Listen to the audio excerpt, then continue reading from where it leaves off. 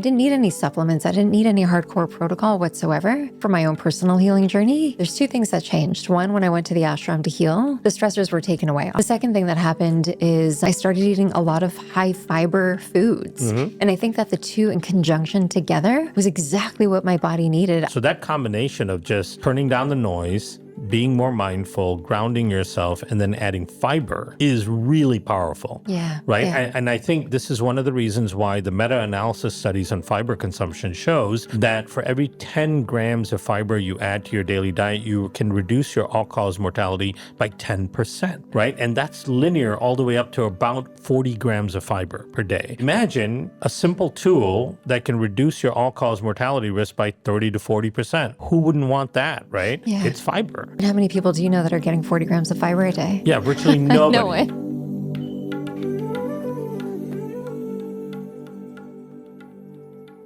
I have to tell you about my latest obsession, IM8. This is not your average supplement company. IM8 was born from a collaboration from top scientists, medical experts, and even David Beckham. They created a line of products that take a holistic, science-backed approach to health, and I am hooked. Let's start with their daily essentials drink. This supplement is packed with 92 premium ingredients, including clinical doses of things like CoQ10 for heart health, MSM for joints and muscles. It's basically like getting all of your daily nutrition in one delicious scoop. I love mixing it into a smoothie. It has this great chocolatey berry flavor that I look forward to every day. Plus, it gives me sustained energy without any jitters or crash. They also have a daily longevity capsule that supports healthy aging at the cellular level. It has ingredients that help with DNA repair, clearing out damaged cells, and it boosts mitochondrial function as well. I've been taking it consistently, and I can definitely feel a difference in my mental sharpness and my overall vitality. What I love about IM8 is their commitment to quality. Every ingredient is meticulously sourced, non-GMO, and free from any harmful additives. They use advanced technologies like liposomal delivery to make sure that your body is actually absorbing the nutrients. And as a pending B Corp, they prioritize sustainability and ethical practices. I can't recommend IM8 enough. It has simplified my supplement routine without compromising on effectiveness. Head over to im8health.com and use code MonaSharma10 for 10% off your first order. That's im8health.com, code MonaSharma10. Trust me, your cells will thank you. Welcome everyone who's joining us live. I'm so excited. You were, as I was saying, one of the first people at the very top of my list to come on this podcast. Thank you. And I feel really blessed to call you a friend, but also one of my greatest teachers. You were a great teacher. Kiran Krishnan, thank you for being here. It's my pleasure. Thank you so much for having me. This is a really exciting format. I love that we're live, right? Because I think, and that there's an energy about being live, I think, that kind of brings out the best information, at least in my brain. Yeah, surprise. Yes, exactly. So you're a microbiologist, you're a gut health engineer, you're an investor, you do so many things, you're an incredible teacher. Thank you. So great. I can't emphasize this enough that even as a nutritionist, your course with Rebel Health, Rebel Health Tribe, was probably one of the best that I've taken. Oh, that's I feel like we need to deliver that to nutrition schools. Yes. That's how good it was. I learned so much valuable information that I wish I had back then. Oh, thank you so much. And you know, the world of the microbiome and how it impacts everything, right? From the gut to your immune system, metabolic health, and of course your brain. It's all ever evolving, you know, and it's very nuanced in some ways. It's very esoteric for some people because, right, there are these invisible microbes that conduct all of these crazy functions that we can't really wrap our head around. And how are these microbes affecting us so much, so profoundly, right? Being able to put all that into an understandable package that is meaningful to someone has been, you know, one of my greatest passions. Like, to me, that has been so fulfilling to be able to do. Because I found early on that I have one talent and really one talent only, and that's taking like complex things and making it understandable to people. So tangible, right? absolutely. Yeah. I can't sing or dance or anything, so. Yeah, okay, next lifetime. Next, hopefully. Well, before we get going, we're going to dive into everything around the gut microbiome. This podcast ultimately was founded on my healing journey, but really, how can we merge ancient wisdom with modern day medicine, like this actual integrative healthcare that we all talk about. How can we make that happen? So to start, maybe you just share, what are 2 or 3 things that help you feel rooted in your health and who you are every single day? Yeah, absolutely. I mean, I think number one is understanding and appreciating my form and functionality, right? Knowing that there is an amazing complexity to how we function and that we can take it for granted. Right? We can wake up every morning and just go about our business and breathe and eat and drink and do what we do, not really realizing or having to pay attention of all the mechanics that are happening inside at 1,000 times every second to function the way we function, right? So what really makes me feel rooted is realizing that throughout the day and then sitting in that realization and then appreciating the happenstance that has created this amazing organism, right? And then at some point, making sure I try to do one thing that day to honor the system, right? Whether it's being grounded or whether it's feeding it the right thing or whether it's just resting, whether it's, meditating or humming something, right? To activate the vagus nerve, for example, something simple like that, that just honors this complex system that has taken millions of years of evolution to become as sophisticated as it is. And yet it's simple enough for us to just go about our daily day. Yeah. We don't have to think about it. Right. We throw things down the hatch. We expect the body to deal with it. Yep. And more often than not, it does, right? This may be a crazy way to look at it, but one of the things I appreciated about that reality show, My 500-Pound or 600-Pound Life, right? I used to watch that show from time to time, right? Because the thing that baffled me about it is the degree of abuse that they put their body through, right? It's the diet, the lifestyle, and all that.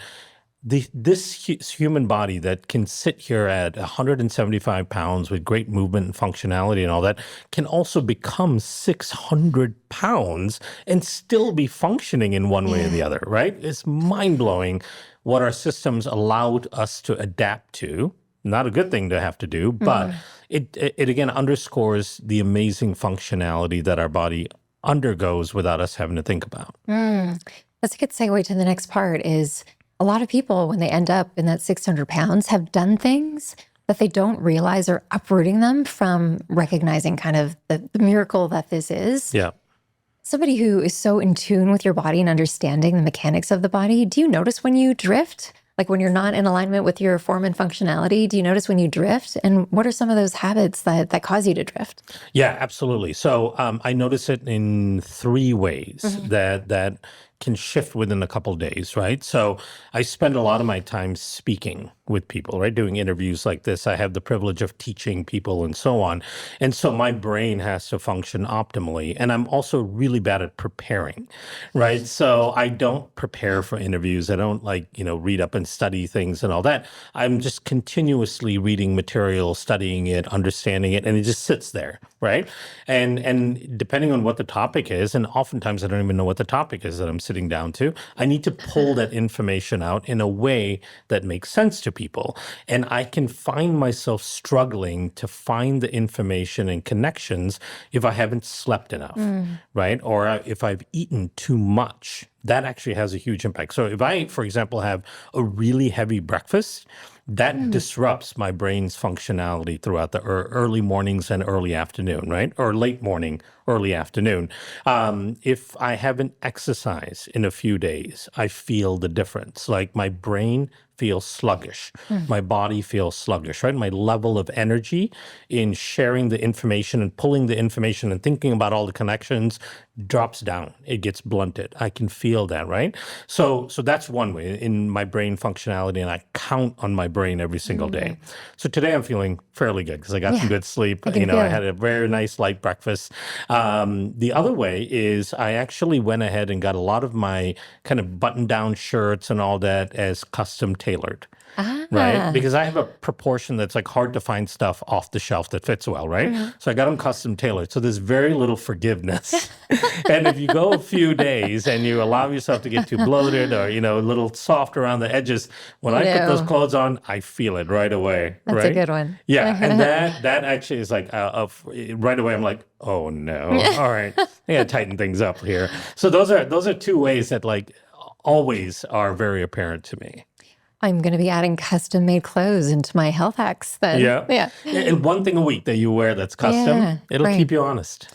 That's smart. And I love it. Thank you for calling that out, because I think a lot of us, we're dealing with so many symptoms these days, just living in this modern world. And because of that stress, we're so reluctant to associate, oh, it's because I ate too much, or because I didn't get enough sleep, or I don't want to blame it on the fact that I was up late scrolling last night, when there's a direct correlation from somebody who understands that. So thank you for answering this. So I want to dive in, obviously, to gut health. And I think we're starting to understand that our gut is there's so much more to it than just digesting food. And the science that's emerging that I'm fascinated with is how it's connected to everything in our body. And, despite knowing that if we just say all disease begins in the gut, now the science that no, the gut, what happens in the gut is directly related to your liver, to your hormones, to your heart health, to your brain health. And I think that with that encouragement and understanding for people, they may start to treat their digestion a little bit differently. So maybe to start off with this, I mean, when we think about it being our immune system, let's talk about the gut being the root, but how is it the root of disease? Yeah. How does it make sense for us to understand that all disease begins in the gut? Yeah. So there's a couple ways to think about this that makes it understandable, makes it relevant, right? And also it makes it easier to take action. Number one, if you think about basic functionality of most organ systems in our body, right? Our liver, our gallbladder, brain, heart, and so on. Those things can degenerate over time. Cellular function, which of course all those organs are made out of cells and their natural production of energy to function the way they function creates a exhaust, if you will, superoxides and so on, that eventually damage the cell, right? It's no different than your car. The engine and the running of the engine and the generation of that energy creates this exhaust and creates heat and all that eventually damages the car, right? This is why engines don't run forever. And so every one of the cells that make up all the organ systems in our body are conducting respiration, which is the way we produce energy, and as a result of respiration, are incurring damage.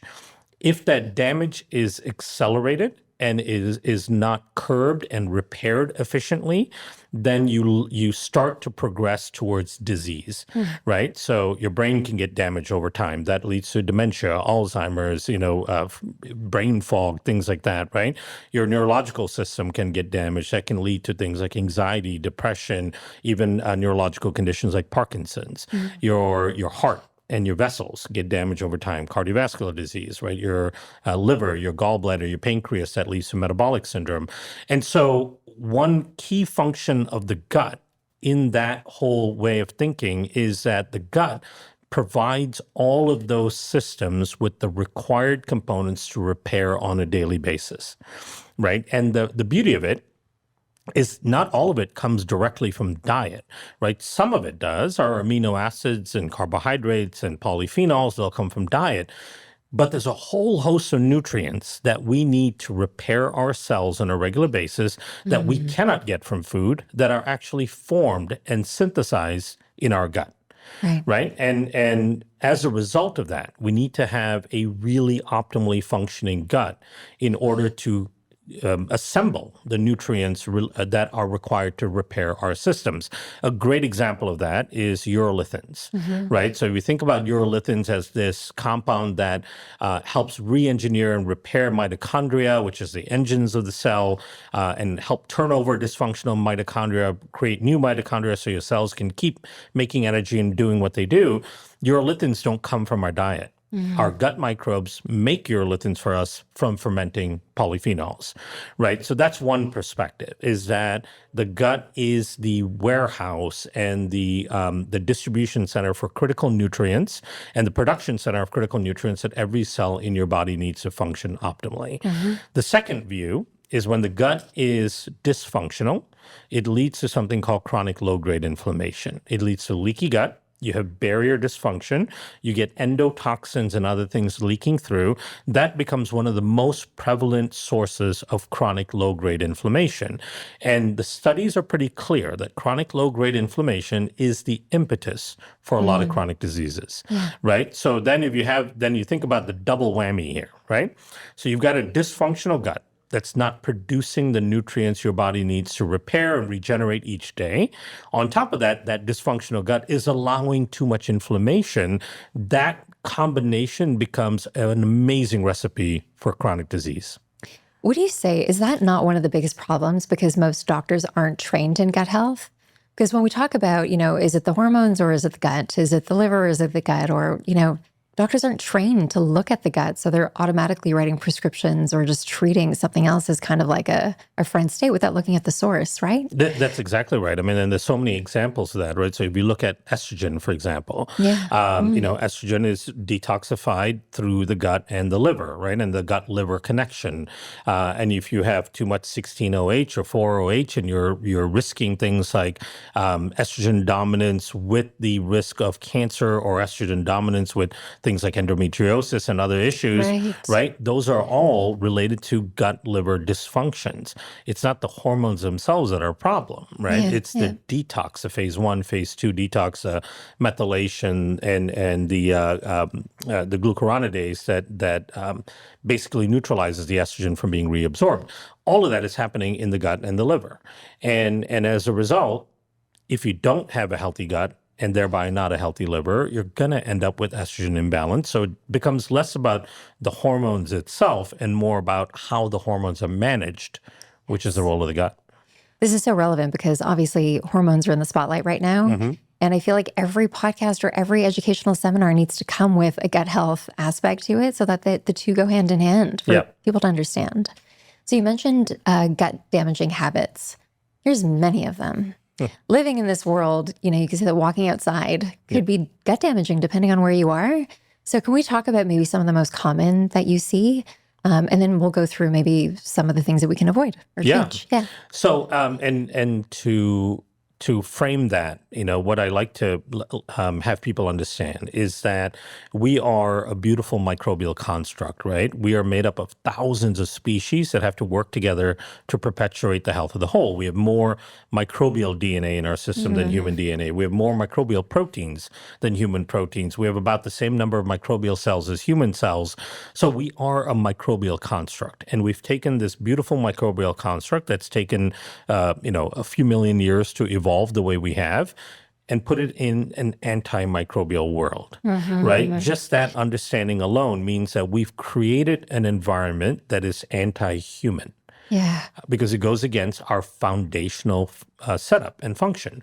So what does that mean? What are we doing, right? So number one is our diets. Our diets are absolutely horrific.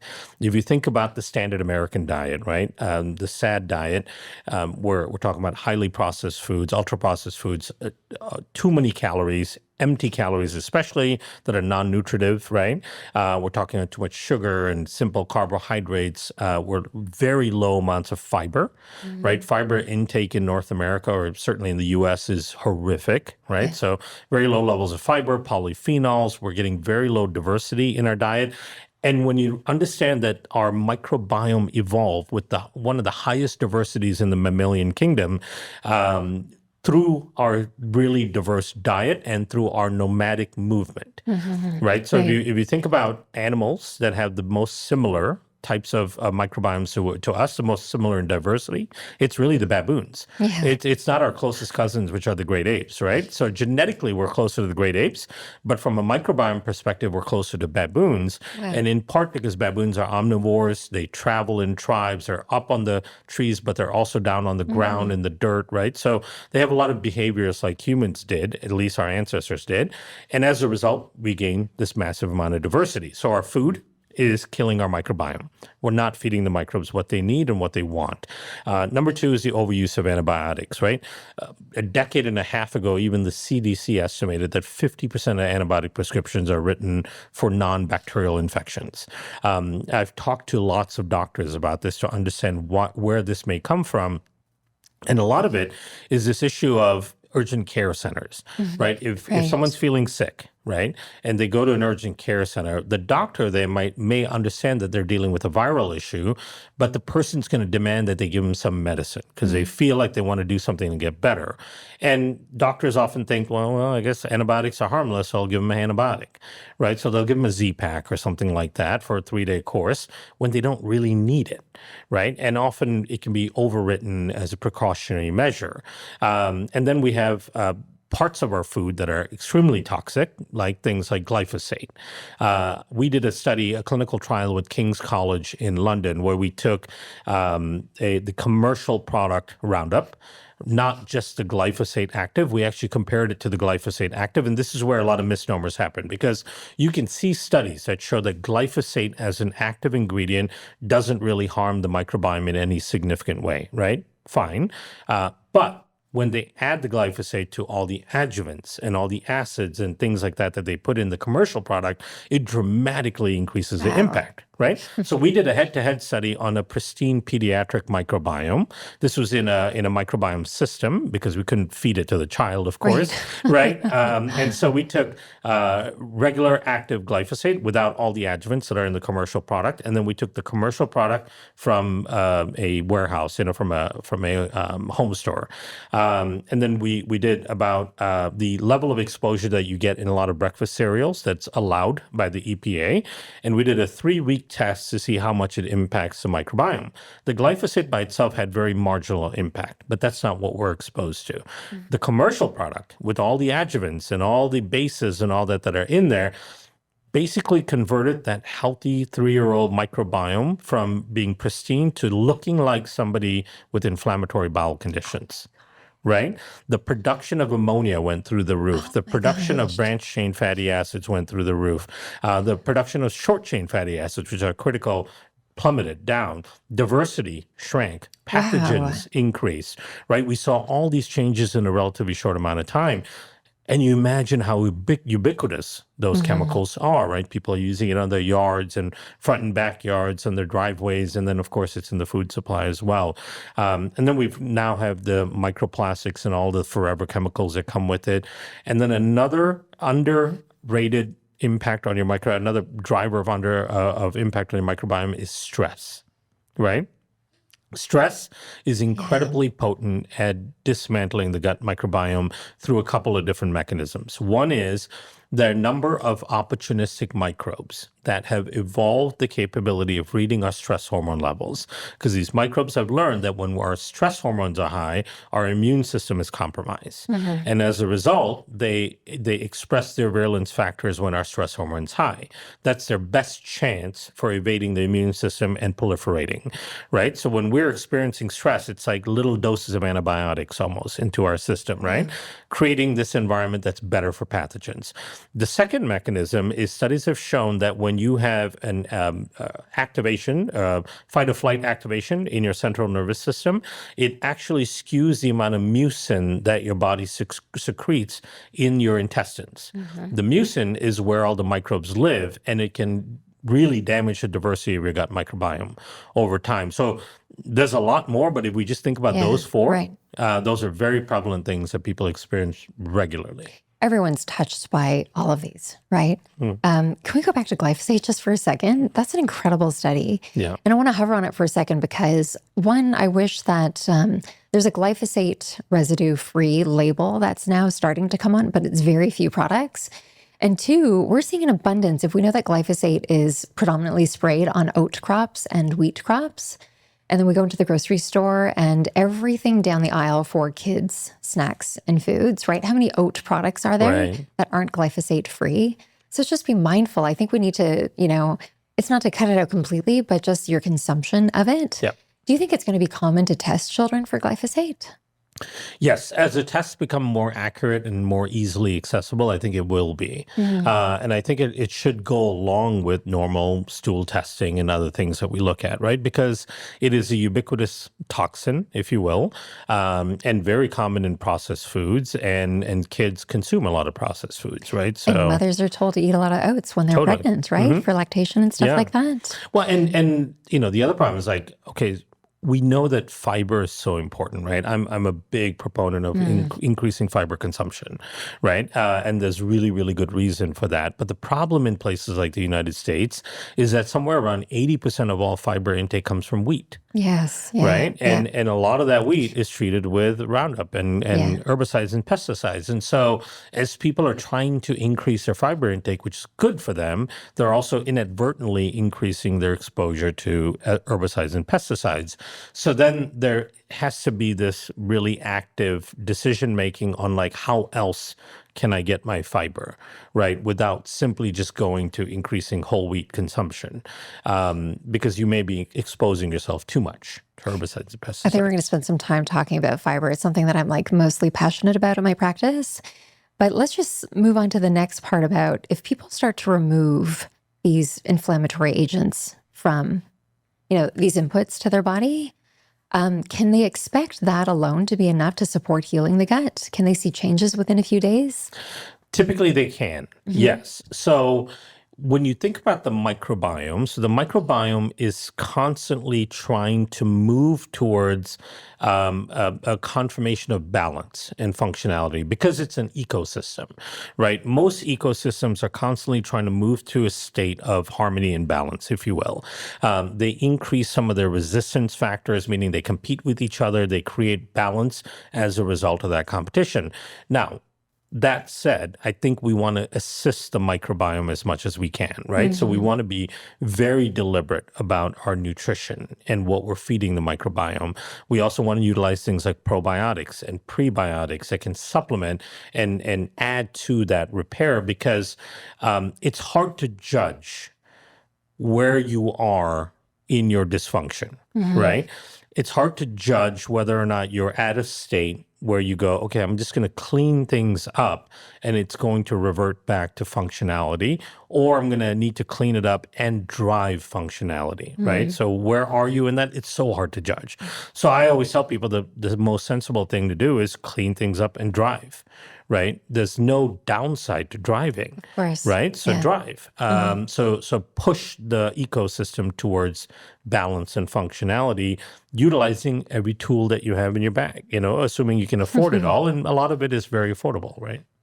Is there talk in the scientific community around antibiotics and how often they're recommended and the disruption to the gut? Yeah, so you see it in standard protocols. Like you see it in recommendations that come down from governing bodies, right? So for example, the American Dermatological Association, I think, has now reduced some of the criteria needed enhanced the criteria needed to prescribe antibiotics for acne, right? Because they're recognizing that people are taking 3-6 months worth of broad spectrum antibiotics for pimples, right? It's like, it's got to be a better way to do things. And so they're even seeing now that the guidance documents are going out saying, okay, let's be more restrictive. Let's try this, and this first. And only in certain cases of this type of cystic acne will you prescribe antibiotics for this term. So it's getting a little bit better. And you can look at the metadata and see that some of the antibiotic use is going down. You see now in hospitals, and this is a little bit of a throwaway, but it's a good sign, that when they give you an antibiotic in the hospital, they also give you yogurt, right? It's a good sign. Not that the yogurt they're giving you does anything, right? But at least that indicates awareness, right? So I think we're moving in the right direction. But what I see more often than not are people having the awareness that, oh my God, I have to take an antibiotic, because there are times you need it and where it can save lives. And they write to me and they write in and they write to other people that they learn from, and they go, what do I do to protect my gut when I'm taking this antibiotic, right? So I think the awareness in the public sphere is getting better. And that's where we're really going to make a change, right? Because it's going to be each individual's own effort to protect their ecosystem. Can I ask personally, you've got 2 kids who are a little bit older than mine. Growing up, did you ever have to draw the line and kind of, speak to your wife about trusting the process and their bodies being resilient to heal themselves, to not go on antibiotics? I work with Sure. so many people who they have kids, every time they get an ear infection, prescription after prescription after prescription. It's like, it's Yep. too much. Absolutely. So there are a number of times, and both my kids were born C-section, unfortunately, because they had to be, right? My son was breech, and my daughter, they call it the VBAC, right? They're going to try to do the vaginal birth for the second child, but she didn't come out, and so they had to do it that way. So they already have a dysfunction to begin with because they're not getting the proper inoculum. Now we try to overcome some of that with practices that you can do that can be really beneficial. But that makes them more susceptible to things like sinus infections and ear infections. So there were times when they would start to show temperature, they would start to show signs of a sinus infection or ear infection or throat infection, right, a sore throat. And the inclination is towards a quick course of antibiotics. But I would always kind of hold them back to be very sure that it's a bacterial issue first, right? And that it's not a viral issue, which oftentimes it is. Now, a viral issue can mold into a bacterial issue if your body doesn't take care of it. That's called a secondary infection, right? And at that point, you may need an antibiotic, but I think you want to be much more diligent about understanding whether or not the primary driver is a viral issue or bacterial issue. And doctors can often tell. There's some signs, right? Based on what the mucus looks like, based on what the ear looks like or the throat looks like. One area I never messed around with is that if it was strep, we would hit them with antibiotic, Absolutely. right? So the moment they complained about a sore throat, the first thing we would do is go get a strep test. And if it's strep, you're taking an antibiotic. If it's not strep, even if it might be a different bacteria, we might wait it out and do other things to try to support their system to try to clear it. Thank you. I wanted to hear that because I think a lot of people, they go to the doctor's office and then it's fear, right? And obviously want to do whatever we can to help our kids. And my son was a C-section baby too. So I've just been so cautious since he was a little baby. We're giving him probiotics. Yep. Yeah, just to help with that. But that also makes me think too, in terms of, let's talk about with our children and sanitization, right? Kind of like another issue is when we go into our schools, there's Clorox bleach everywhere. There are scented fragrances in the bathrooms and those Glade plugins and everything. Do you see this as a contributor to the rise in allergies and stuff like that for kids? Absolutely, right? Not only is there really good scientific rationale behind that, the loosely called hygiene hypothesis, right? But there's some really good data around this too. So there was a study called the Finnish Allergy Study, and this is in the country of Finland, right? It's a fascinating study because Finland and other areas of social medicine, the government becomes really concerned about, trends that are occurring because the government has to pay for these trends, right? So they're seeing this massive trend towards an epidemic of allergies and asthma in the kids, but there's a geographic region of Russia that's very close to some of the main cities in Finland that is only about 100 kilometers apart, and that area of Russia has much lower allergies and asthma and so on. And so they took on this study to figure out what is the difference between them. So geographically, they're essentially the same, but are there other behaviors that are affecting the outcomes of these kids? And what they were able to see is that in Russia, they've got their doors and windows open much. They don't sterilize their surfaces the same way they do in Finland, right? The lemon-scented antimicrobials that we've been programmed to think is clean, that's not really clean. And then they have their doors and windows closed all the time. It's the same circulating air inside, but every surface is clean and sanitized.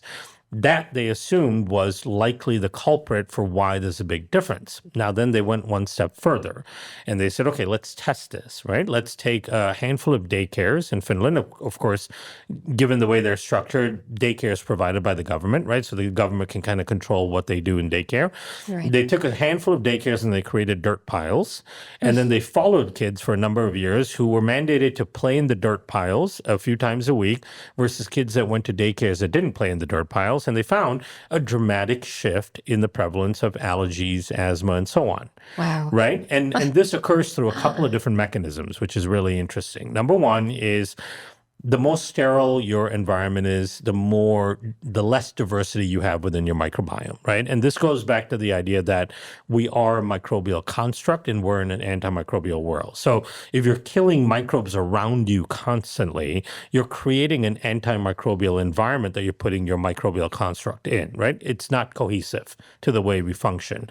Number two, exposure to environmental bacteria is really important for the diversification of our own microbiomes, but also for the training of our immune system. This is called immune tutoring, right? So our immune system goes a little bit haywire when it doesn't get adequate exposure to other microbes and so on. This is what the immune system trains on all the time, right? So it doesn't get that training. It goes a little bit haywire. It starts attacking things that it shouldn't attack, like ragweed and pollen and so on.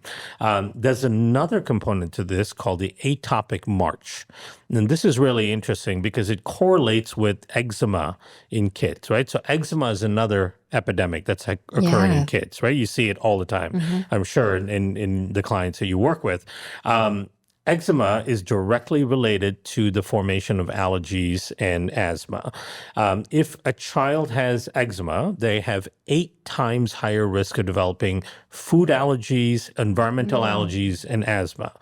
So then the question is, why is that? Okay, so our skin microbiome is really, really important for maintaining the barrier function of our skin. Our kids are being born, especially if they're born C-section, they're overbathed, they're over-sterilized, right? Their environments are sterilized, so they're not getting a lot of microbial contact on their skin. And we're constantly cleaning everything around them. We're cleaning our hands before we touch them and so on. And as a result, our skin is not developing the way it should in terms of its dermal function. And thereby, it's increasing the aberrant responses on their skin. So the skin's getting drier, thinner, and having barrier issues, right? So that's directly an impact on dysbiosis of the skin microbiome. Now, because the skin barrier is dysfunctioning, environmental and foodborne antigens, an antigen is anything that can trigger an immune response, are penetrating through the skin and entering into circulation through the skin, which is a very unusual route. It's supposed to go through the oral route, right? And in the gut, we have all of these sampling sites that allow our immune system to learn not to attack these things. But when they go through the skin, it elicits a whole other type of immune response that causes a very inflammatory, allergic type of response.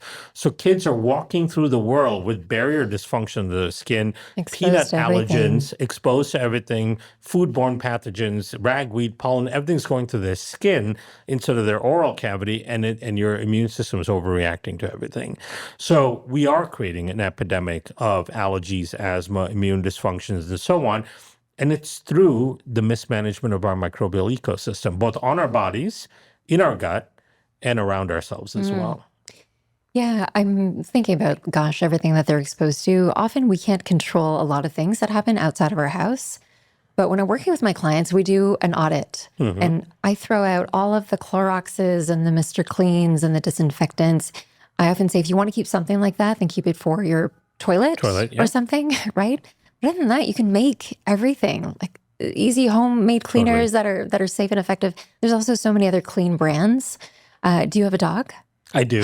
We have a couple. We always have them. It's funny just mentioning the exposure, right? Yep. And understanding we're going to consider getting a dog now. Yeah, also, and the studies around that, right? So households that have dogs have kids with lower incidence rate of allergies and viral infections. And a study that came out in early 2020, which coincided with the pandemic and a massive amount of adoption of dogs, which is great, was they showed that if you brought a dog into your household, it actually expanded your health span and lifespan. There may be some oxytocin and emotional components to that, but it's also the level of exposure you get and the healthier your microbiome is as a result of it. So yeah, dogs are wonderful that way. All right, we haven't even gotten to a protocol, but you can buy a dog, get a dog, new family member, clean up your the inside of the house with homemade cleaners. Be mindful of glyphosate, looking for glyphosate in all of your products. My gosh. And then the next one is stress. Manage stress. 2 other things I would add to that, right? So we don't want to underestimate the power of managing stress. And it sounds kind of frou-frou. It's like mindfulness work, meditation. There is real prevalent biochemistry there as to why that is so powerful. In fact, there was a like a prospective study written up as a analysis of a number of studies around this in the Frontiers of Immunology in 2015, where the authors concluded that stress-induced gut dysbiosis was the number one cause of mortality and morbidity worldwide, right? They showed how stress-induced changes to the gut and the resulting leaky gut and the resulting endotoxemia or chronic low-grade inflammation was at the root of the vast majority of chronic illnesses, right? Really well written rationale referencing lots of studies on the topic.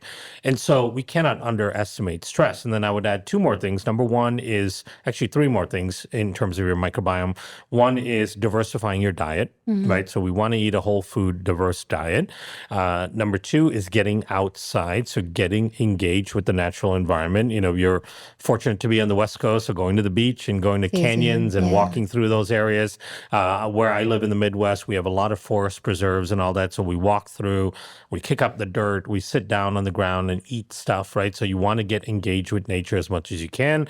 And then the third thing is exercise, actual resistance training. And a lot of people don't realize this, that resistance training, when you contract your muscles against a resistance, it releases a set of chemicals called myokines. These myokines actually have a profound effect on your gut health, right? So lifting some weights can be very therapeutic and beneficial for your gut.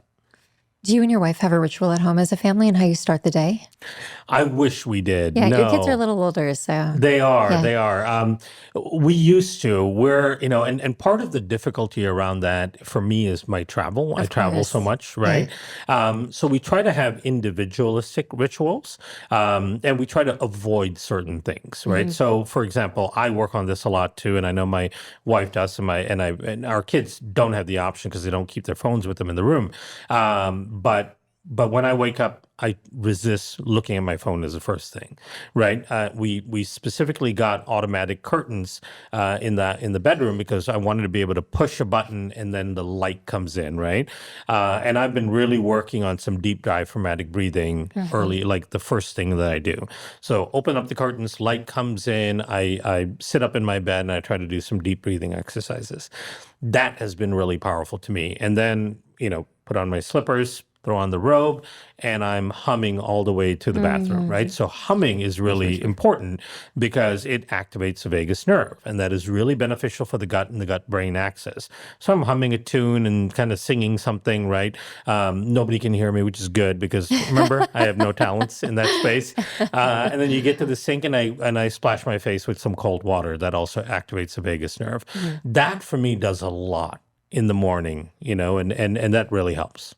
These are great tips. I'm trying to think of just like easy hacks that we can incorporate every day that don't even involve having to eat something or take a supplement. Yep. What about red light therapy? Yeah. Going out into the sun. This is something I'm trying to get my kids before they do anything else. Just come with me outside barefoot and just look up towards the sky. Yeah. Any science behind that? Yeah, absolutely. I mean, there's connection from the optic nerve to your brain, right? And then brain to the gut. So your central nervous system and your gut, which is the enteric nervous system, that's a neurological system surrounding your gut, are intimately connected. And your gut is also a diurnal system, meaning it works off of the same 24-hour circadian rhythm and clock. And so your gut is constantly looking for signals to figure out what time of day it is, because it's quite dark inside there, right? So it's looking to your brain. This is why blue light exposure in the night can disrupt your gut, because your brain is signaling to your gut that, it's not nighttime yet. Don't go into the reparative housekeeping mode, right? Where your gut goes into repairing itself, repairing the lining, detoxifying the body, and so on. And so we want that light exposure at the right time. So that early morning light exposure to sunlight does wake up your gut as well and goes, all right, wake up. We got to now start getting ready for food that may be coming in, drinks that may be coming in, upregulating immune response, right? Shut down some of the housekeeping mechanisms that were going on, and let's get ready for the day, right? Because and different microbes take over at that point, right? So it's a very dynamic signal, but it's system, but it's looking for signals from the central nervous system. I think this is one of those ancient rituals, also along with humming. Sun salutations, right? Surya Namaskar. It was all designed to take in the energy of the sun, to be looking Totally. at sunlight, to take that into our bodies, to wake up our bodies. Yep. And the movements associated Yeah. with that are really awesome because they open up the back and the hips and all You that. got it. Right. If you imagine you've been in this supine laid down position this all night, right? Hopefully for 7, 8 hours, you need to get the things moving. You need to get Yeah. your joints moving and all that. So yeah, sun salutations are fantastic. So many people rely on coffee for a bowel movement. Do a sun salutation. Yeah, exactly. Right. Instead. Absolutely. So would you say that the gut then, you're talking about this communication system, is there enough intelligence in the gut to understand when we're, dealing with daily stress versus the dangerous, chronic, daily, consistent stress? To turn on and off, Yeah, So, like the stress that we really need to respond to biochemically, Yeah. right? That is one of the most profound things that has become dismantled in a modern society, right? Because the fight or flight response and stress response is a very important evolutionary thing. It's protected us throughout the course of human evolution because it alerts us to danger, and it's a learning system, right? So for example, if you're walking out in the tall grasses and you see kind of a shiny object that looks like a sharp tooth and you don't respond to it and that thing jumps out and bites you, then the next time your brain remembers that, right? And it causes you to fight or flight in response to that stimuli. Your gut, its role in all of this is to reset the system, right? So your brain takes over when you have a stimulus that indicates danger. But it's your gut that turns off that signal, right? And so what tends to happen in the modern world is that our brain being overstimulated and responding to virtually every signal we see triggers the fight or flight response. And because our gut's dismantled, we can't turn it off, right? So, and I think a lot of people can probably associate with this is, you're rushed in the morning, you're trying to get ready for things, you're already stressed and worked up, right? You get in your car, you're driving to work, and then let's say somebody cuts you off, your tolerance level for dealing with that simple thing is really low, right? So you might yell at them through your windshield and honk and do that. But the feeling, the rush of adrenaline and all that you have from that one small, non-dangerous interaction will last for hours, right? And you get to work at that point and your tolerance level is even lower, right? And then your ability to focus on the work and the tasks at hand is even harder. The reason for that is because we're now in the fight or flight response, right? So the brain has recognized a danger, whether it's, an email you got in the morning or being late or whatever the superficial thing is, because we no longer constantly face true life or death danger, right? But we still have the system in place. And so your brain recognizes this stuff. You've programmed yourself to feel stressed about these things. And so you recognize it as a problem. And so your brain kicks on the fight or flight response. Now, the way the brain kicks on the fight or flight response is by activating the immune system to recruit inflammatory mediators to the central nervous system and to your heart and your muscles, right? What your brain is trying to do is go, nothing else matters at this point. We just got to get blood to the brain so we can be visually acute. Your brain can function. You can be alert so you can hear things well. Get blood to the heart so your heart can pump faster. Get blood to the muscles so your muscles can respond, right? And nothing else should work well. So forget digestion, forget your immune system, forget repair, forget all of that stuff, right? None of that matters because we're in a life or death situation. Mind you, in the modern day, it's a tweet or it's a comment, right? Social media and email, right? Or a comment somebody said, or just being late, right? So those kind of things. So now your brain is going into this fight or flight response. Your brain is inflamed. Your heart is inflamed. Your muscles are inflamed. The rest of your systems aren't functioning properly because they've been deprioritized.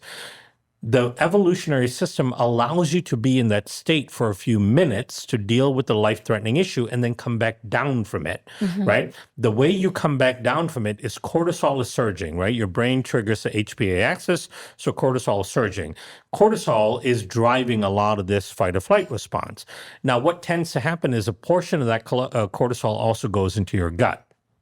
The reason it goes into your gut is because there are microbes in your gut that metabolize the cortisol, and the cortisol, the metabolic byproducts go to your kidneys, and it turns on sodium potassium pumps to drive more fluid into your circulation. That's to increase your blood pressure. So you get even more blood perfusing through everything, right? This is why chronic stress increases blood pressure and creates hypertension. So as the cortisol is dumping into your gut is trying to mediate it by sending some of it to your kidneys, but it's also starting to increase the expression of glucocorticoid receptors, which start to bind up the cortisol, right? And as a result, it binds up the cortisol, it activates the liver to start binding up and metabolizing cortisol to bring down the cortisol from your system so you can go back to the rest and digest or parasympathetic, right? That's what's supposed to happen. But if your gut is dysfunctional, here's what happens instead. This is where things get really dismantling. You go through the fight or flight response, cortisol is increasing, cortisol gets dumped in the gut, some of it's being metabolized, sending to the kidneys, blood pressure is going up, and the remaining cortisol in the gut is actually increasing intestinal permeability. That creates inflammation really rapidly. One aspect of that inflammation called IL-6, interleukin-6, has its way of going back up to the brain and reactivating the HPA axis. So it puts you in this continuous cycle, right? Yeah. A single stressor in the morning, if you don't have a healthy functioning gut microbiome, can be re-triggering throughout the day, keeping you in the fight or flight state for the entire day. Right? We were designed to experience fight or flight in life or death situations for a matter of minutes and then come down from it because it's a very unhealthy state to be in. But because of our systems and because we're dismantled, our gut is dismantled, we can remain in the fight or flight state for hours, if not the entire day. Right? And the gut is not there to turn off that switch. If there was ever a reason to now master your mornings, I think that is it. That's absolutely right. I'm sitting here smiling, like just the brilliance of the body and how it takes over to help you survive. You literally described your body being able to survive. Yet how many, and our listeners too, gosh, this morning I got an email that threw me off completely, right? Every day there's so many micro hits to our system that could trigger that response. And I think also, many of us we've gotten used to living that way, right? It's like an accepted part of life, but understanding the physiology behind it and then overhaul how that's connected to your health and your digestion is where things really need to change. Yeah. So what is go ahead. Well, so let me, another adage to that, right? Please. If people aren't scared enough. Yeah. Give it all. Here's where it goes even more awry. When your gut is unhealthy, you don't have the right components within your gut to turn off the fight or flight response switch, as we talked about, right? But that same unhealthy gut then is also not producing enough tryptophan, as an example, because the vast majority of tryptophan that our central nervous system uses to make things like serotonin, melatonin, and so on that are calming and reparative and protective to the central nervous system come actually from the gut, from synthesis from the gut, not from our diet, right? So you're not producing enough tryptophan. But the tryptophan you do produce is, instead of being converted to melatonin and serotonin, is going to kynurenic acid, right? Or kynurenin, which is neurotoxic, right? There are studies, for example, that show that kids on the spectrum tend to have an overproduction of kynurenin compared to kids who aren't. Right? So their guts are at the central checkpoint for that. So kids who are on the spectrum have a dismantled gut where they're taking tryptophan and turning it into a neurotoxic compound versus a neuroprotective compound, and that's all governed by the gut. So that dismantled gut that's not turning off the fight or flight response is also not making enough tryptophan, but the tryptophan you do make is becoming neurotoxic. On top of that, when you go to sleep at night, we mentioned how that's a reparative time, right? And your gut is supposed to go in this reparative phase. When you go to sleep, you're supposed to get an increase in something called BDNF, so that your brain-derived neurotropic factor, so that all the stresses your brain went throughout the day and inflammatory damage, it can be repaired so that you wake up the next morning with the same brain you started with the day before, right? Yeah. If your gut is dismantled, you're not producing enough BDNF. You're not repairing your brain at night, which means you wake up the next morning with a brain that's slightly more damaged than the day before, right? And years of that lead to significant amount of cognitive dysfunction, right? And can lead all the way to dementia and so on. So I always tell people, and this is not hyperbole, I know it can sound like hyperbole, but the stress and anxiety that we experience today is the precursor to dementia, Alzheimer's, and other neurodegenerative conditions, because it's the same pathway, same pathologies that eventually create neurodegenerative conditions like Alzheimer's and dementia that create stress, right? Yeah. So we have to get a hold of it at some point. And it's almost as though, my gosh, I wonder what would happen, if we just start with stress as the foundation more than any protocol or anything else, right? I know from my own personal healing journey, there's two things that changed. One, when I went to the ashram to heal, the stressors were taken away, obviously. Totally. I wish everyone listening could just go and experience ashram life, because that's what happens. You shut down all the running open tabs in your mind and your body can just experience stillness. The second thing that happened is I started eating a lot of high fiber foods. And I think that the two in conjunction together was exactly what my body needed. I didn't need any supplements. I didn't need any hardcore protocol whatsoever. So I wanted to own in on that, because I think today, anyone we talk to on the streets will say that they're stressed. Their stresses are higher now than ever before in history. And on top of that, we're seeing more prescription drugs being written for the stress and the worry and the anxiety that people are going on adults and children. Yeah. And the drugs aren't attenuating the process, At right? all. Yeah. And it's certainly not affording an opportunity to repair the damage that stress is causing. Because some of the biochemistry is still there. Even if you're on anti-anxiety medication, the biochemistry that leads to the anxious feeling is still occurring in your system. So you're still getting the damage. Yeah. Even though in certain percentage of people, they may feel better on it, and a certain percentage doesn't feel at all any better, and some feel worse, right? So it's a crapshoot a little bit.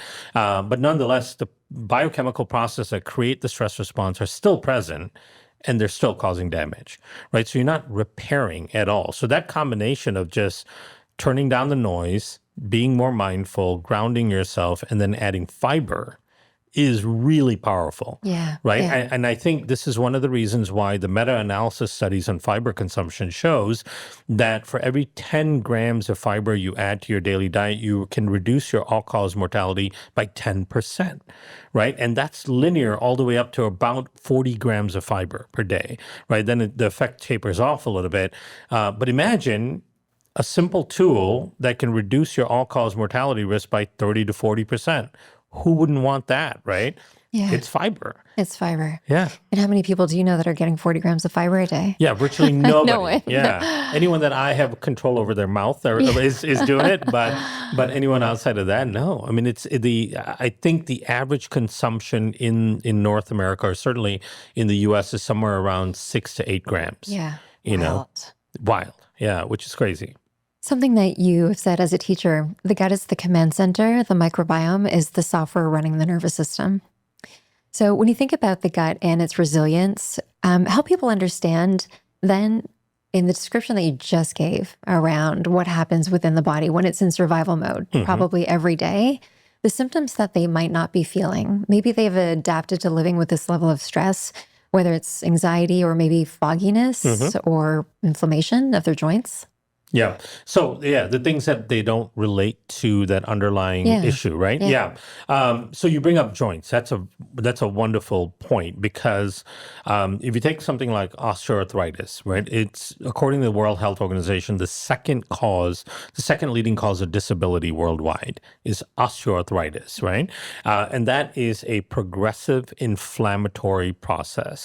The types of inflammatory markers that exacerbate osteoarthritis, the degeneration of cartilage, are exactly the same markers that are elevated when you have leaky gut and a dysfunctional gut microbiome, right? So you might be feeling the tights, the knees are sore, the fingers, the hips, and things like that start to ache, and you might be going, it's just age, right?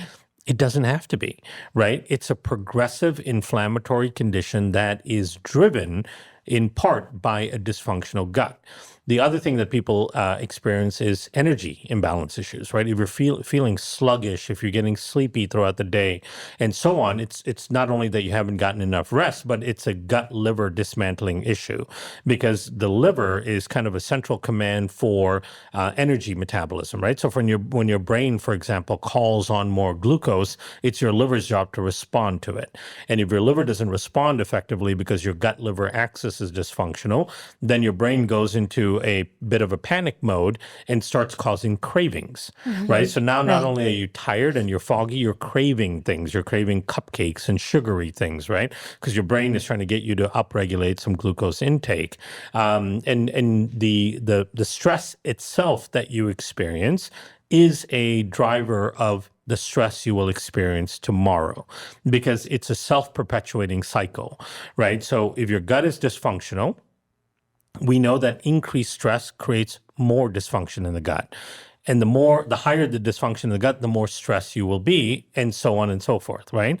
So if you're somebody that's already fairly stressed and don't deal well with stressful inputs and so on, know that it's only going to get worse, because each one of those bouts of stress you're experiencing are causing a bit of a dismantling of your gut, which makes you more susceptible to stress. And the problem with that is long-term exposure to stress and stress feelings causes depression, right? It's that loss of hope, right? Which is kind of the definition of depression. And so now you're going into a depressive mode and not just a stress mode, right? And so there was a wonderful study called the Gaia study of 2025. It's a nutritional study on whole foods and a lot of fiber. They consumed a lot of plant-based foods, and they looked at cohorts of people that were eating normal, processed, everyday foods versus people that were fed a very specific whole foods diet that was kind of a Mediterranean-style diet, right? And they had both of these cohorts were people that had diagnosed stress and anxiety disorder and risk for depression. And what they found was just the whole foods alone, with the increased fiber and plant-based materials, had a profound effect on their outcome compared to the people that consume regular processed foods. Not only did they not get better, they got worse in that study period, right? And that's all the intervention that was, just the dietary changes. So it underscores the impact the microbiome has on that outcome. And it's frustrating too, right? You know, I've worked with people who were clinically diagnosed as being depressed. Telling them to go eat a salad and some whole foods is probably the very last thing on the list. However, I know that when it's backed with education, so you mentioned the vagus nerve. Can you hover on that a little bit? So whether it's depression or anxiety that people feel, the science behind the vagus nerve? Yeah. So the vagus nerve is this amazing connection between the gut and the brain. The gut and the brain, and I like people to think about the gut and the brain as two ends of the same system, right? They're all your nervous system, if you will, and that controls all the inputs and outputs within the body. Inputs being the foods and the things that we're consuming, and the stressors that we experience, or the visuals, the auditory, and all the other things that we experience. And then your nervous system is deciding how those things impact your body. The communication between the gut and the brain is through the vagus nerve itself. And the vagus nerve is a bidirectional highway. But interestingly enough, given that it's a bidirectional highway, about 80% of the information goes from the gut to the brain and only about 20% from the brain to the gut, right? So that starts to underscore, like, where's most of the information coming from in terms of how we respond to the world around us? It's coming from the gut, right? It's the largest sampling site of the body, so it's utilizing the vagus nerve to send those signals to the brain. And the problem with the vagus nerve is we have something called a sympathetic parasympathetic balance, right? And the technical term for that is called a sympathovagal tone. It is what neurological tone is your vagus nerve in? Is it in the sympathetic tone, which is more of the fight or flight response, or the parasympathetic tone, which is the rest and digest and repair response? And we want to activate the vagus nerve because we want the vagus nerve conducting that information from the gut to the brain, and then the 20% from the brain to the gut. So we have to activate it. And vagal tone is activated and improved by activating the vagus nerve, right? So things like humming, meditation, deep diaphragmatic breathing, there are even devices now you can use, right? Like a company, I think they're called True Vega, maybe, right? That has a device that you can put on your vagus nerve that's near the carotid. That activates the vagus. I think is another one. Yeah, Maybe try exactly. Falsetto. Yeah. Which are great because those are simple things that we can do to activate the vagus nerve, improve sympathovagal tone, and start to push the body towards a parasympathetic effect. Now, this is also why when you're undergoing stress, deep diaphragmatic breathing can be so powerful, right? There are studies that show that breathing exercises are as powerful as any medication, right, on reducing stress and reducing that acute stressor. And the reason for that is breathing engages the vagal tone, right? Your body's learned to, again, take inputs and create outputs as a result of that. And your breathing is an input that tells your lungs and your gut that, okay, I'm in a relaxed state. I can now turn my brain off, right? So just think about this physiologically.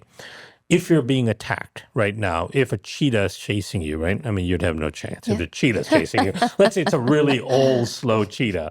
It's chasing you and you're running away from it. You can't do deep breathing during that, right? It's short, shallow breaths that are very rapid. So that input is now telling your brain through your gut and your lungs that, hey, we're in danger. Keep producing the things we need for fight or flight, right? Let's say you do run away from this old tired cheetah that gives up and you go up a tree or something like that, and now you're relaxed. Naturally, the first thing you're going to do is start taking deep breaths, right? To catch your breath, as we say. So then that signals through your lungs and your gut to your brain that, okay, we're safe. Start turning down the fight or flight responses and start turning up the rest, repair, digest responses, right? So breathing is so powerful, but it works through the vagus nerve. With the vagus nerve not functioning, your gut and your brain don't talk to each other the same way, right? So they have studies on mice called a vagus nerve where they cut the vagus nerve and you see a complete disarray on their metabolic response, their immune response, their cognitive response, their eating response. Like the brain no longer knows that you've eaten enough food and keeps producing hunger hormone, right? Everything goes disarray. And that's the importance of the vagus nerve. So this is what's fascinating. If we know that the body needs to be in an optimal state for it to function at its best, if we put the lens of nervous system regulation on that first to cultivate the environment for the body to feel a sense of ease and peace first, then the body can come back online, right? It's less about the treatment. And this is what I wish, like for healthcare in the future, if doctors would simply acknowledge this when you go in to ask you, hey, this protocol will work if you put your system into that rest and digest and recover state first. And I think we're really missing the beat on that. We absolutely are. I like to think of it as reparative time, right? So we talked about earlier how every metabolic function of every cell creates a exhaust that is damaging to the cell. And that drives dysfunction over time, right? And that's, in fact, a great model for aging. And so in order to curb that and reduce the impact of that, we need restorative, reparative time each day, right? We're supposed to get most of that when we sleep. And so that's why you want to be very cognizant of the amount of sleep you get. But even throughout the day, you have to have components of reparative time. So then you want to ask yourself, and let's say we get doctors to, if not people, prescribe it to themselves.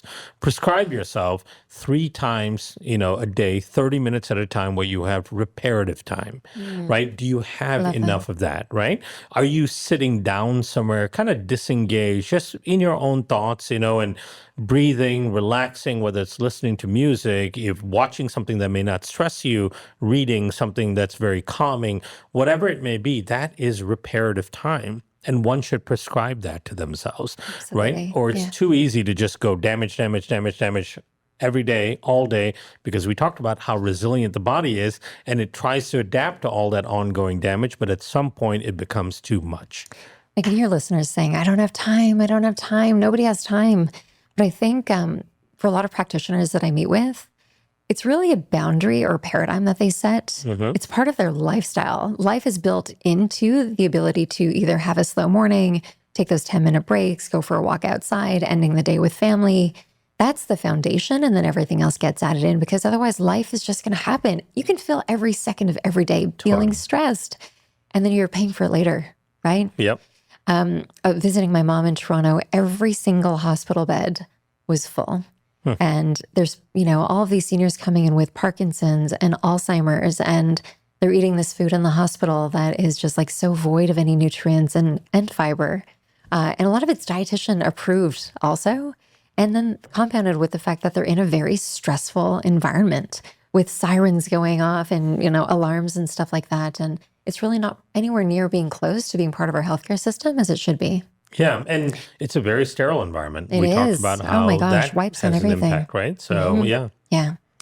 All right, everyone wants to know some of these hacks that actually work. So I've heard you talk about transforming your gut in 30 days. So what would you say are some of the non-negotiables? We've gone through a few of them, but let's say you're creating a protocol for our listeners. What are some of your non-negotiables to start to heal the gut? Yeah, so I break it down into 5 pillars, right? So through the course we were talking about, I really go through the 5 pillars and why those are important.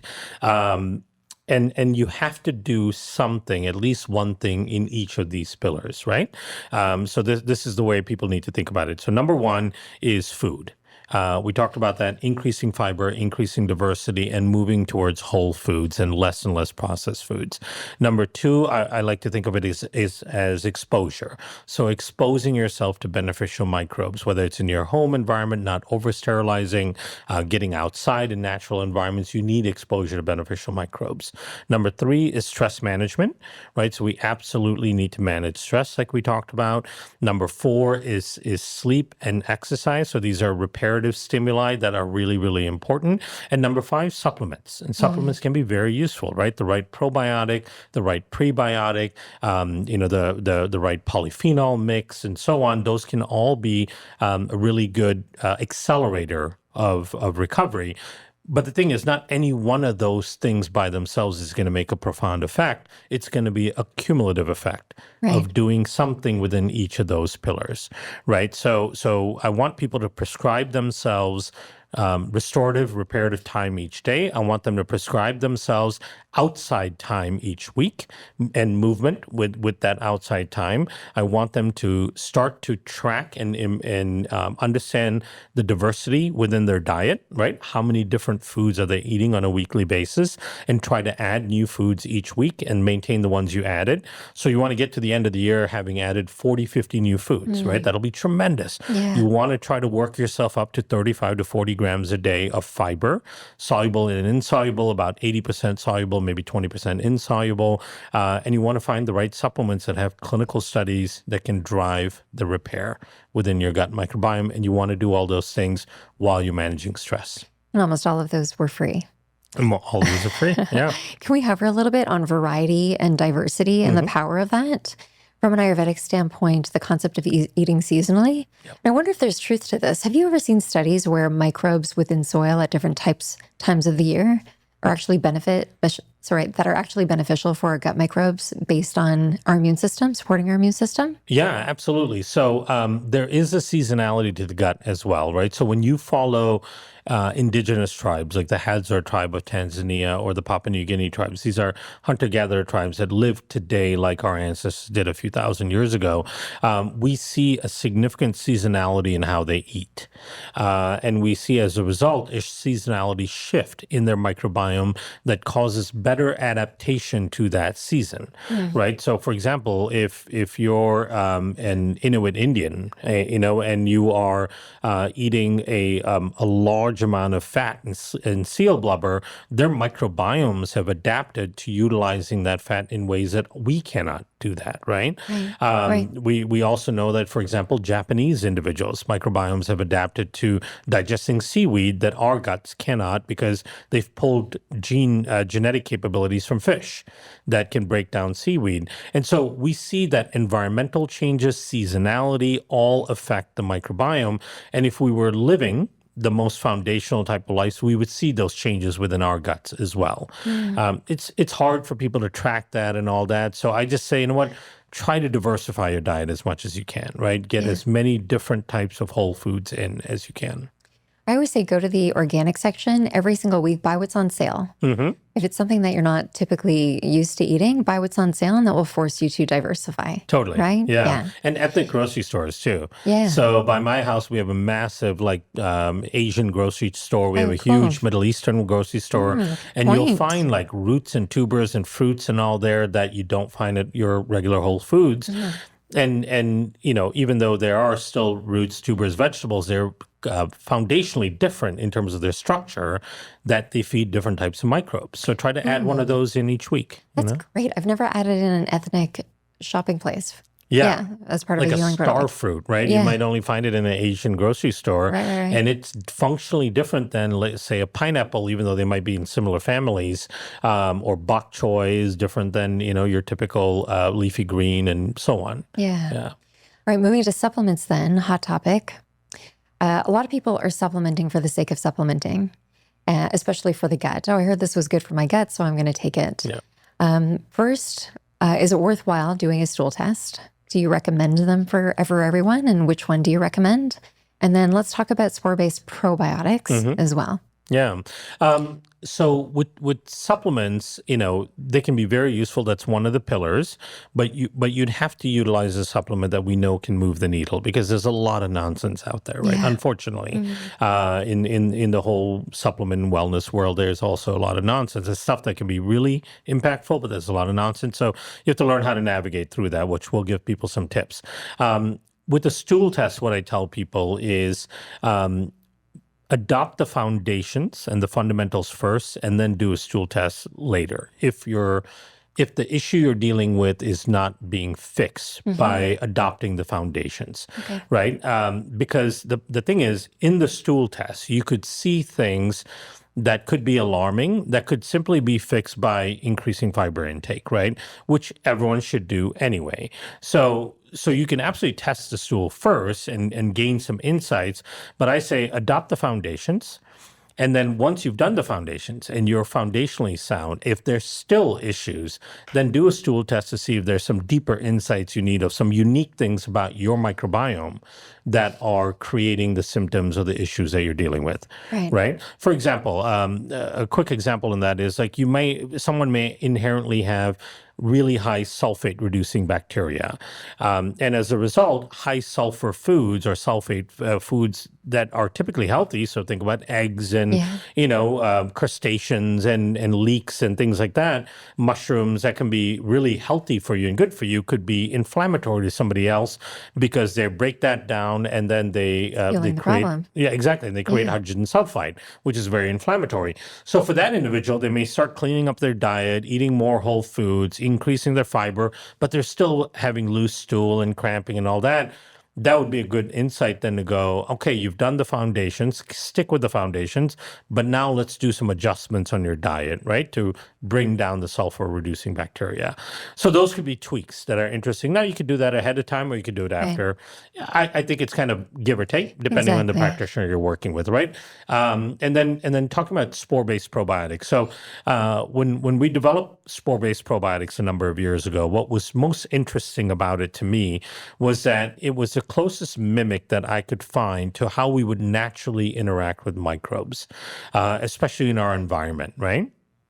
Because I was looking at a lot of the probiotics, and I'm even though I'm trained as a microbiologist, I'm like a closeted evolutionary biologist, right? So, and I say closeted because those guys are huge nerds. So I want to be cool. You're gonna be cool. I get it. And so I think of everything that I would do in evolutionary biology perspective, and go, okay, did we do things that way through the course of evolution? And if so, okay, maybe right for you, right?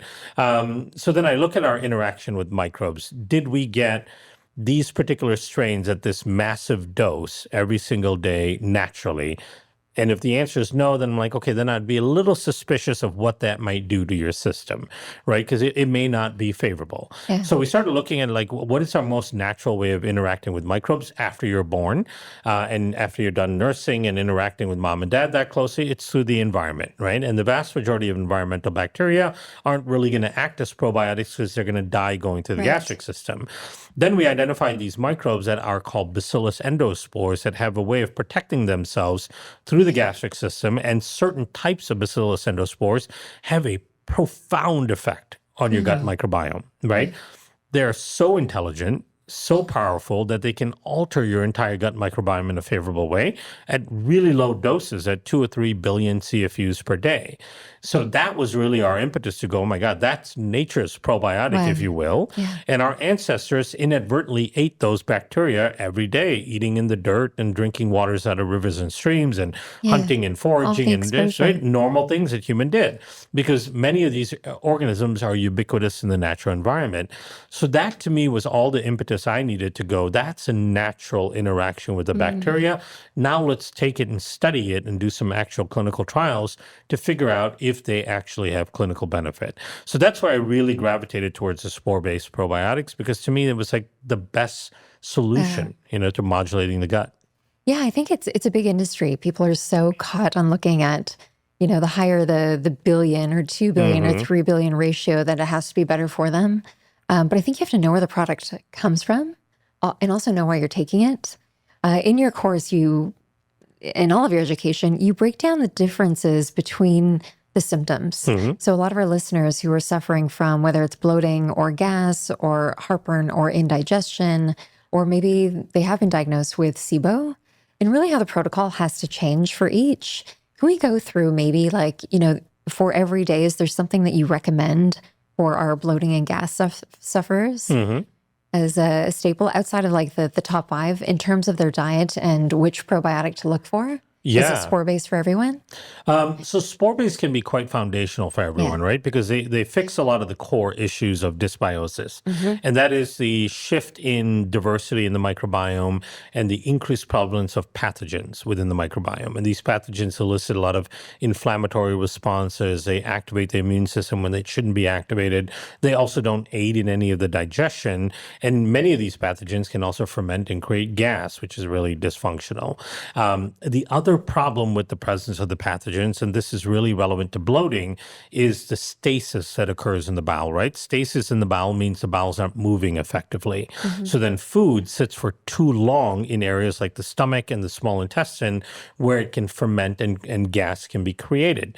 So movement of the bowel is really important. So then how does a probiotic help with that? Well, one of the biggest reasons why the bowel doesn't move effectively is a loss of signals from the brain to the gut. This goes back to the gut-brain through the vagus nerve. And the signals for peristalsis, so the movement of the bowel, comes from the brain. The brain sends that signal down through the vagus nerve and impacts the enteric nervous system. That's the neurological system covering the gut. And then that triggers the smooth muscle cells in the gut to start contracting and moving things down, right? Same thing for gastric emptying and so on.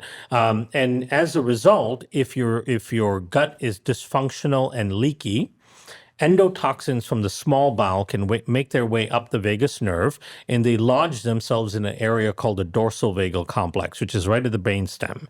That inflammation and that lodging of those inflammatory endotoxins in the dorsal vagal complex disrupts the peristaltic signals from the brain to the gut.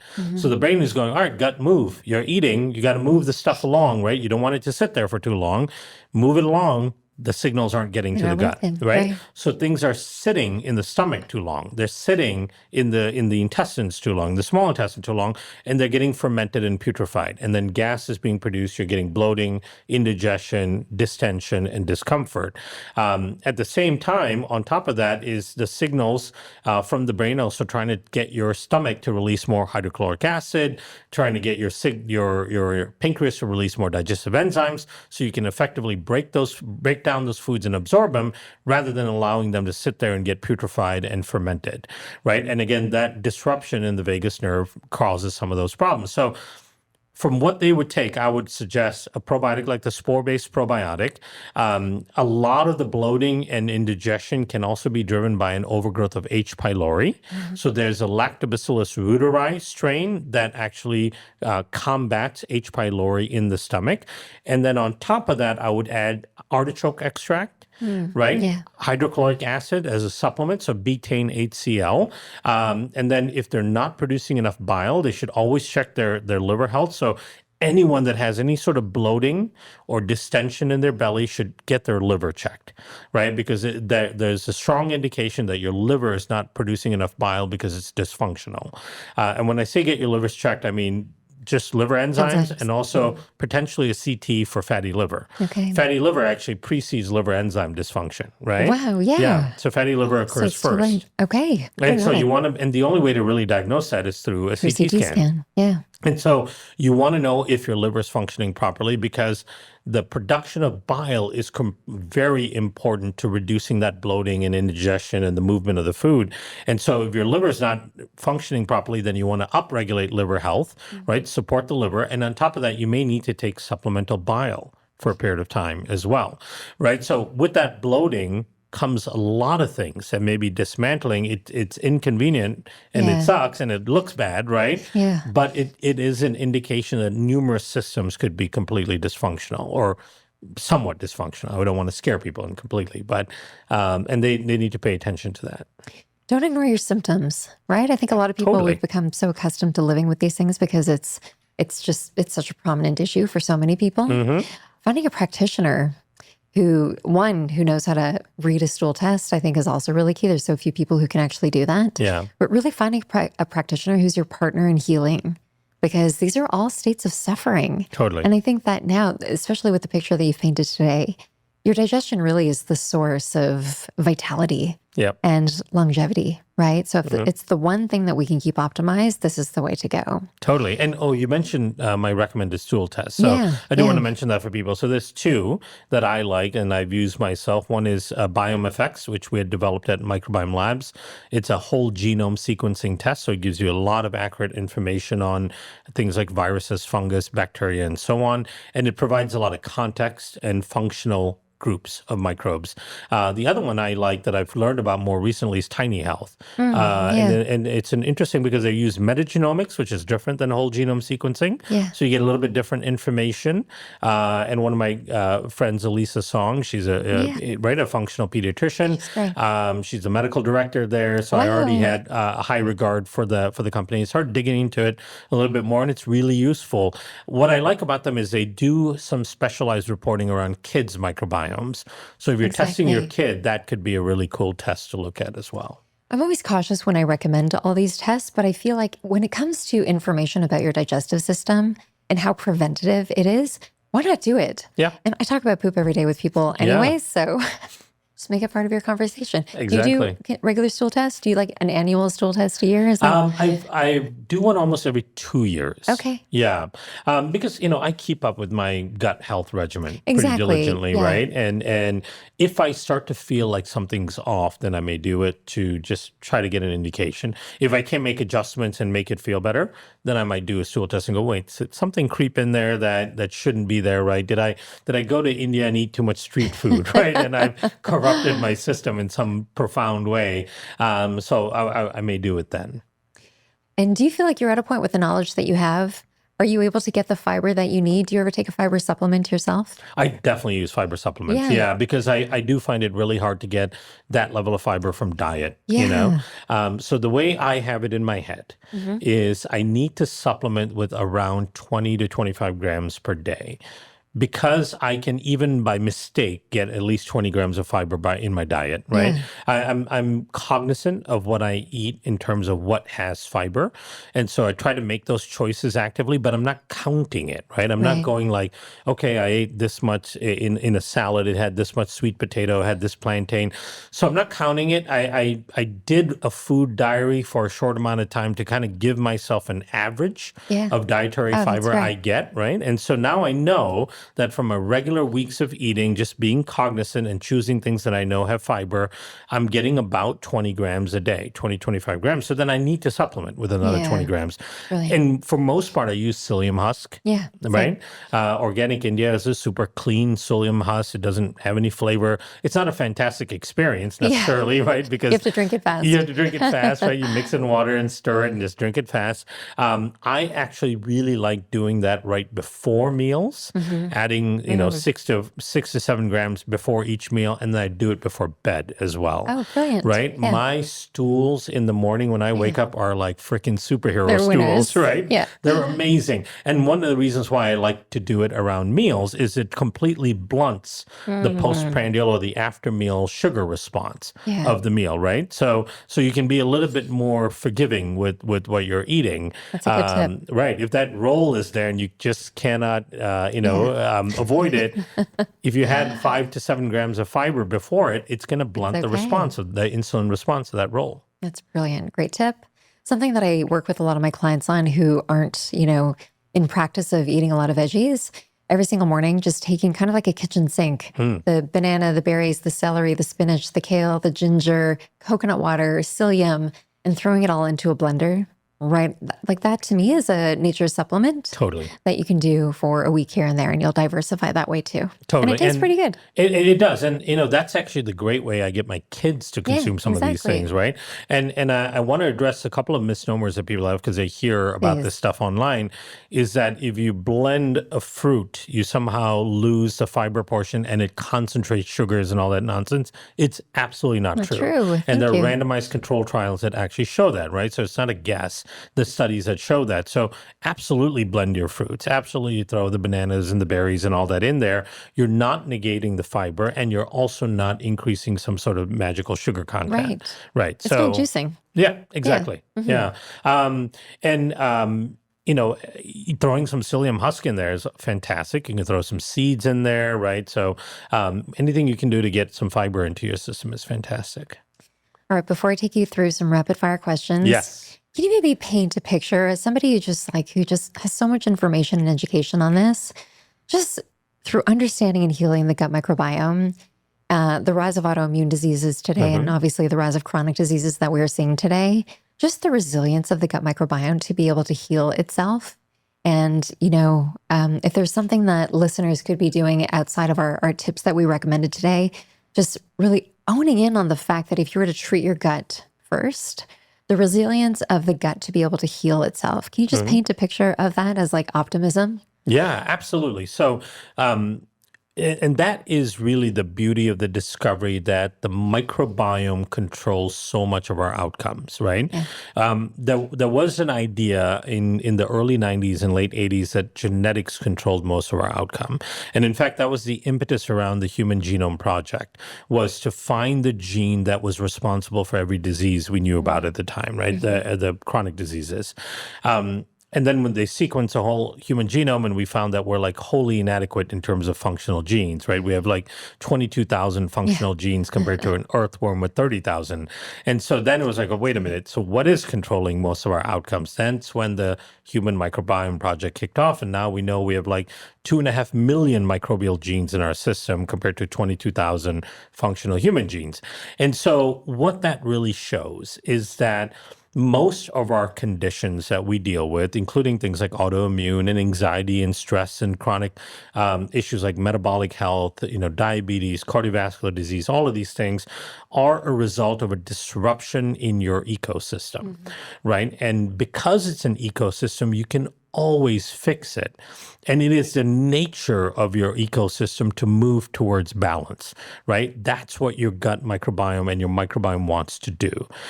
This is also why it's hard to change it in a negative way. It takes years of persistence, exposure to bad things, right? And this is why we talked about earlier how the body itself is resilient. A lot of that resilience comes from the microbiome's resilience. And just know that if you just start making a few good decisions each day, your system will be able to bounce back and it'll want to move towards balance, right? That's the beauty of it. And it's never too late. You could be 80 years old right now and dealing with immune issues and all that. It's never too late to improve your gut microbiome. It's still your ecosystem. You could be 8 years old and it's not too early to do it, right? So at any given point in your life, and no matter how far gone your system is, you can always improve it. And that's the sign of hope, right? Because the things that we talked about, the vast majority of them are so simple. They're so simple. Simple, right? And it's a cumulative effect of those things that really move the needle. And I've seen, I know you've seen people with profound changes by just making those small, tiny decisions each day, right? You don't have to revamp your entire life. You don't have to get every piece of equipment that you've heard all the biohackers talking about and all that, right? You don't have to be perfect, right? Follow an 80-20 rule. I follow an 80-20 rule because there's a lot of living that happens in that 20% of bad decisions, right? And so your gut and your system is resilient enough to keep you healthy if you're focusing on it 80% of the time. Thank you for that. It means a lot coming from somebody who's actually seen the transitions. And often when I'm speaking to the healing journey of my clients, people will often think that, oh, that's them, it's not me, or because they're not seeing any tangible results. I can't wait for the day that we can see our gut microbiome and just like see if it's happy or, happily functioning every single day. I'm sure that day will come. But until that day, know that everything that you do, the small little changes, you're actually fueling probably your immune system for yourself at 90, 100 and plus. Gosh, because we're probably going to live that long. Yeah, absolutely. And you mentioned your immune system. I do want to make a quick tie. So remember, think about your microbiome as the eyes and ears of your immune system, right? Your immune system is the only system in your body that is designed to adapt frequently to changes in your environment, right? Whether I'm here now in California today and then I fly back to Chicago tomorrow, my immune system has to adapt to the changes in those environments. There are completely different antigens in these areas. And the only way your immune system knows what you're being exposed to is through the gut and the microbiome in general. It's the microbiome that's translating for your immune system the environment that you're in. And then it trains the immune system on how to respond to that, right? So that is really important any stage of your life. Especially with autoimmune disease, right? The rise of autoimmune disease today, that awareness is key. That awareness. So, and to just double click on the autoimmune disease part, it's interesting, like 40 years ago, we had something like 35 known autoimmune diseases. Now we have like 110. So we've created new diseases for us to deal with, right? And that goes along with this linear progression of dismantling our microbiome. And the reason for that is your immune system is always susceptible to attacking your own tissue if it's not regulated in a way. And there are T cells called T regulatory cells that suppress those unfavorable immune responses. The problem is those T regulatory cells are upregulated by microbes in your microbiome. So if you don't have the right microbes in your microbiome, the regulators of your immune system aren't functioning, then you increase the risk of accidentally attacking your own tissue. Right? Again, this goes back to the microbiome being the eyes and the ears of your immune system. The microbiome tells your immune system, don't attack that instead, right? And without a healthy microbiome, your immune system will either attack everything or nothing, right? And neither of those are good situations. It all starts in the gut. Goes back to that. Tell me something that you're excited about in the lens of gut health in the future and what's to come.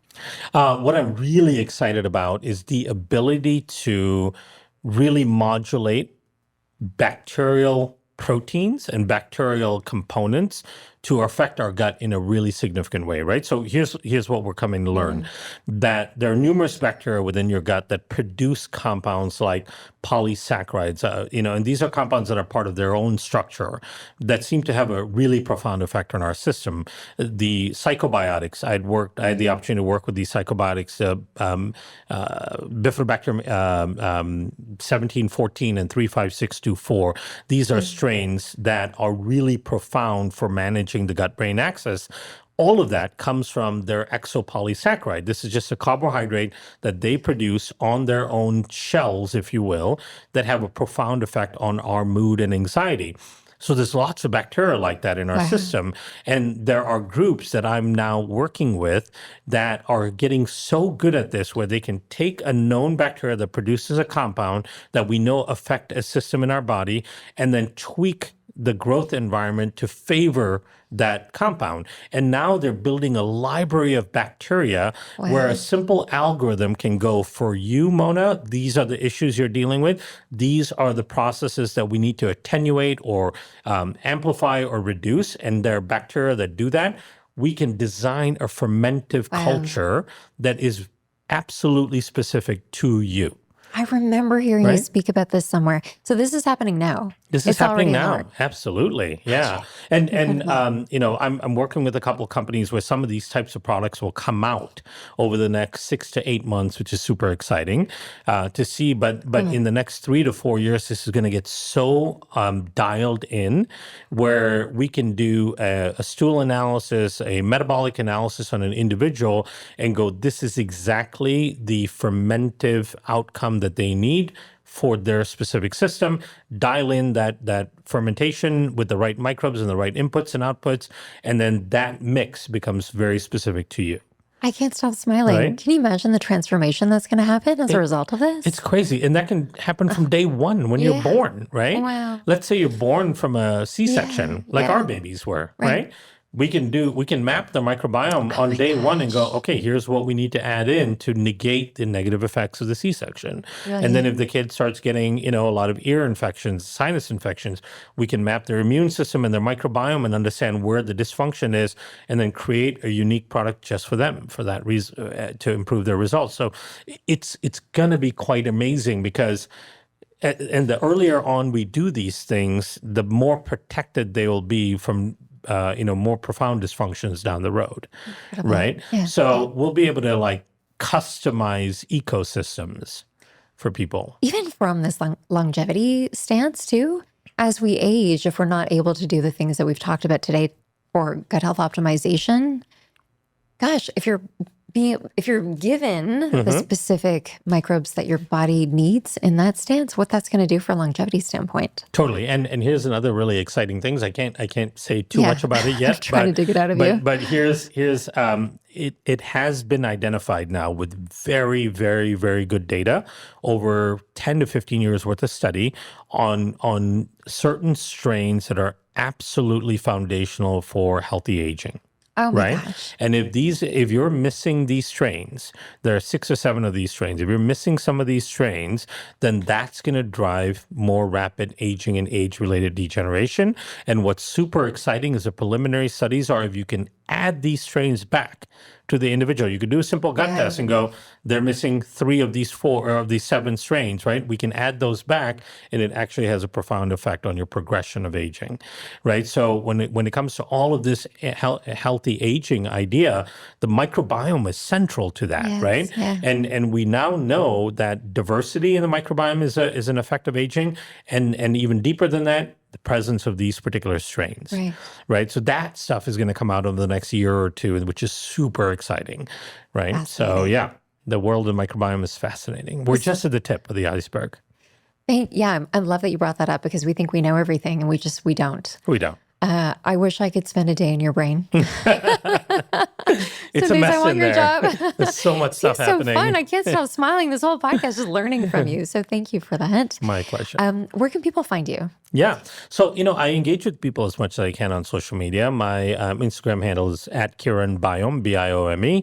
And then on Facebook, I think it's just Kiran Krishnan. I don't think we have handles on there. But I interact with people as much as I can on there. I've also working on the skin microbiome quite a bit for the reasons we talked about earlier, the barrier function of the skin.